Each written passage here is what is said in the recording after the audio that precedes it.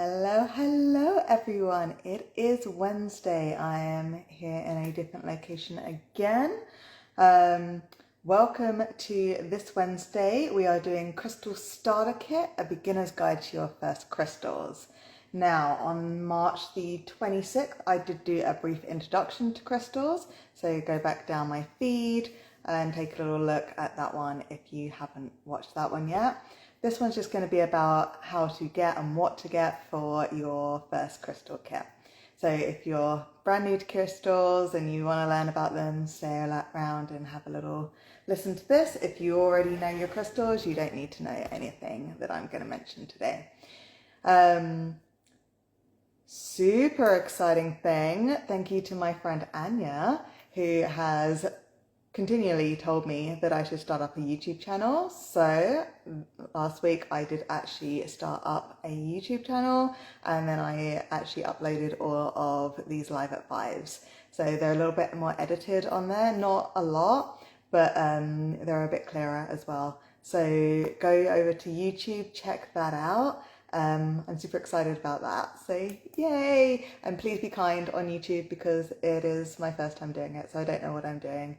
Any likes, subscribes and all of that are obviously very, very welcome. Anyway, let us get started. So I'm just briefly going to talk about what they are. So you already know what crystals are, and if you don't, you can check out the video from before. But why would you start a crystal collection? Well, there's so many different reasons. Like some people just get them because they're pretty. They want them to decorate their house. They want to kind of like the sort of crow mentality where they just want to collect pretty shiny things. Or they can also be for mood enhancements or for protection or even like healing and stuff on a physical, emotional and mental level, even spiritual practices as well. Obviously you can meditate with them, you can do all of those things. Hi Biggie, thank you for joining. Very much looking forward to being on Biggie's show, so check that out. I will put the link to Biggie's podcast on this as well. Okay, so choosing your first crystal. Intuition is a really, really good one. Honestly, you can just go into a crystal shop, and even if you know, I want to get an amethyst, there's going to be one that jumps out at you. There's going to be one that says, take me home. Kind of like when you go and choose a puppy. There's always the one, right, that wants you to take them home with you. So intuition's a great one. You can do the research as well. Obviously, if you go into a crystal store, they have the little pieces of paper, but they can't fit all of the stuff on there. So even if you think, oh, this one's really pretty, or this one feels a connection, but then you read the slip and you say, oh, well, that's not what I need, still go and get it if it's within your budget. Still go and buy that one, because if you look it up, you'll probably find that it's got other properties that would really, really help you, and your body or your mind or your soul or whatever you want to think of it, that has actually drawn you to that particular crystal. So please do just get the ones that feel right to you. All right, so I'm going to show you a couple of ones. These are just my personal recommendations from many, many years of having crystals, from working in metaphysical shops or crystal shops. This is just my personal opinion to you guys. You get whatever you want. And if you do have any questions on crystals, you can private message me, or you can leave comments here or on the Facebook or on the YouTube, whatever you want. So first off is clear quartz, an obvious one. It just literally is what it says on the tin. It is a clear crystal, and you can see through it. And this is actually called the Master Healer, because it does everything. So even if you just have one crystal in your collection, you can just get that and it does everything, literally everything. And also it enhances any other crystals that it's with. So if you have a clear quartz with another stone, it makes that other stone more powerful, right? So although say it's a protection stone, it really amps up that protective quality. So that's a really, really important one to get. Again, if you're just only going to get one crystal ever in your life, clear quartz, absolutely amazing. Then we have beautiful one called amethyst. It's a beautiful purple one. Now there are many different types of them. Some are like this one that are a bit more blingy. And then you've got, you know, just the sort of, they've got some darker ones. I hope you guys can see all these properly.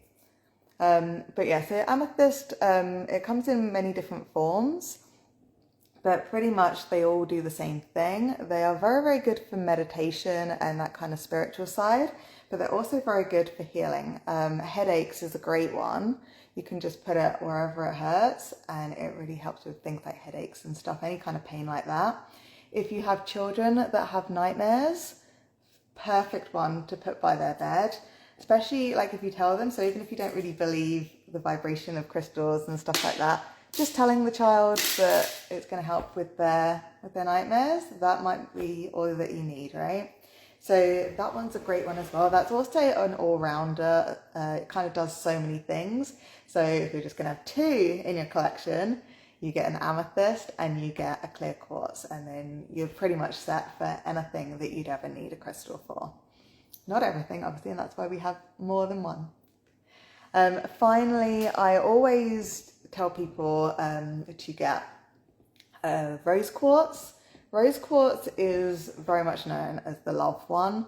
That doesn't mean just external love. That can be inner love as well. So that can be your self-love stone. It can be very good for just giving you that vibration of love, which is a very, very high vibration. It can help with healing. It can help with mood. It can help with confidence. It can do so much, right? So those are the three main ones there. But then also I always tell people to get any black stone. Now, if you look it up, they'll probably say like a black obsidian or a black tourmaline. Those absolutely. But any kind of black stone, like a jet as well. Or all of these, they're really good for protection. So you can carry them with you, or you can just have them by your door, by your windows, and it just takes away any negativity that maybe people are intentionally or unintentionally sending to you. It's really good for like walking down the street. You're not picking up on anyone else's energy when you've got these. It's like a shield that goes around you and protects you throughout the day. So it's protection pretty much from any negative energies. Right, so those are the best ones there for like your very, very basic. You can also get like a sort of metallic-y kind of looking one called hematite. That's also like the black ones for protection. Just forgot to do that one. And then if you want to get it a slightly bigger collection, you can always then start adding. Now, these again are just my advice, but like obviously if you're like, I want this kind of stone or a stone to do this, you can always reach out and I can give you some recommendations. I always love tiger's eye. This is another protection one as well.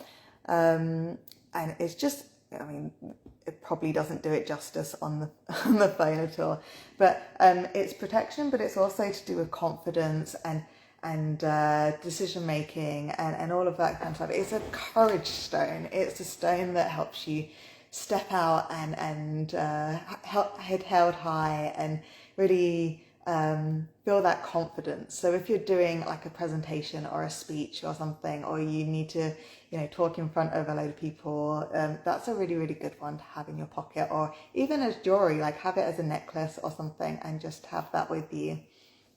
Then we have citrine. Citrine is beautiful. It's a very, very powerful one, but it's very, very gentle. And it's a yellow stone. And so just think of it like the sun. It's going to be giving you joy and warmth and prosperity and just all those good things, right? All of those happy feelings. That is your citrine. It's also really good for studying. So if you or your child is doing exams, very, very good one for that. Then we have aventurine. Aventurine is a sweet one as well. This one is known as the stone of opportunity or the stone of luck. Very good for gamblers and stuff. So if you are a gambler or you're playing the lottery or something, maybe get yourself, you know, one of these, maybe also some pyrite as well. But yeah, maybe get yourself, you know, if you need a bit of luck, get yourself an aventurine. So that's like a really good fortune one. That's a nice one. And then we have carnelian. Carnelian's a really good one for, again, creativity. It's also really good for passion. So if you want to do something that you're passionate about, if you want like some sort of like a drive, right? Something to get you really into that topic or that hobby or something, then this will give you that motivation. Now, a lot of beginner like lists, I guess, will tell you to do lapis lazuli. Absolutely fantastic stone that I have nothing against it at all. It's a blue stone and it has like you can't really see it, but it's got like a gold kind of shimmer in it as well.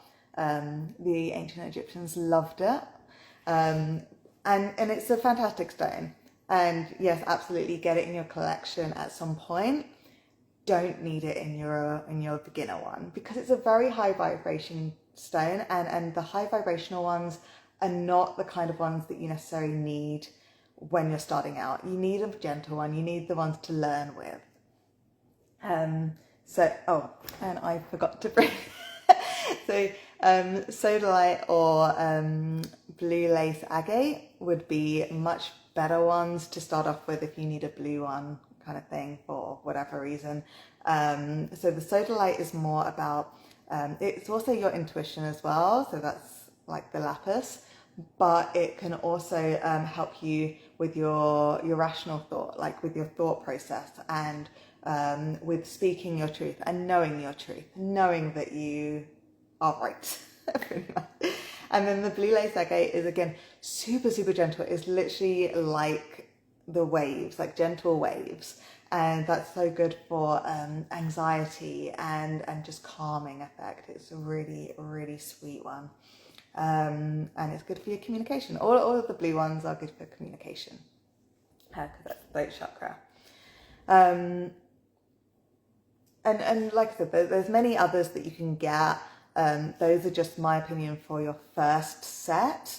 You can always add things like smoky quartz, which is a great one. Like that's for like grounding as well, but stress relief, stuff like that. Fluorite is like focus and mental clarity. Pyrite for wealth, as I mentioned earlier. There's so many, and again, reach out, ask questions. I will absolutely help you find the perfect crystals for you. So of course now you have to like cleanse them so they can absorb the negative energies, especially we were talking about the black ones taking in all the negative energies.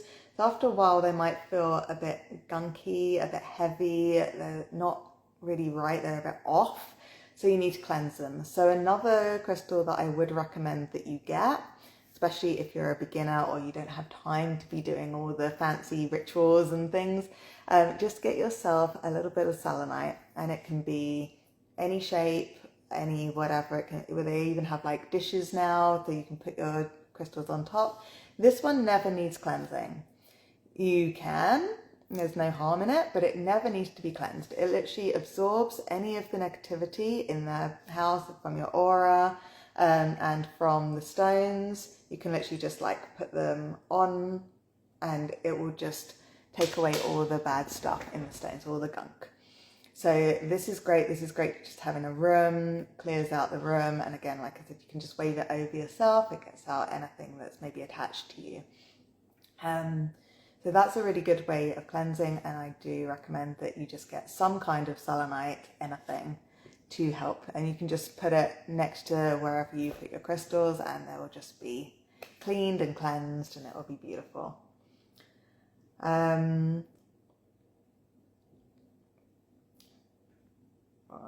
I'm really not looking at my notes today, I'm sorry.